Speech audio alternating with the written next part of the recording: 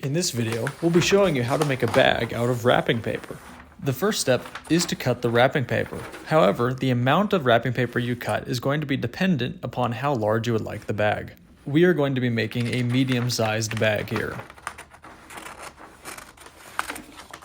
With the paper now cut, we're going to be turning it horizontal from the way that we had cut it.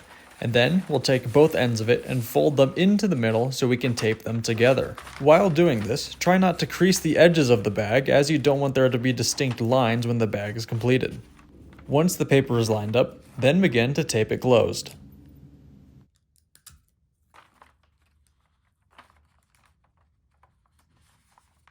With the tape on the outside complete, we'll begin making the bottom of the bag. Start by folding the bottom portion up a little and then make a crease on that line. Then, once the bag is creased, go ahead and open up the little flap that you have made. Open it so you can evenly fold the paper. We'll take the sides of this, push it in, and then grab the bottom and the top and bring it to the middle to form a crease. Once you have done both sides, go ahead and tape this closed.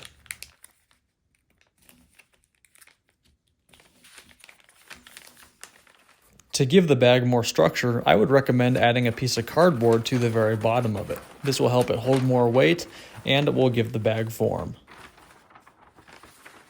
The final step is to add handles to the bag. To do so, we'll take a hole punch and make 2 holes on either side of the bag. Then, once the holes are made, you can either take a piece of ribbon or string or whatever you would like to use for the handles and attach them to the bag. You can either attach them by tying a knot, or you can even tape them to the bag itself.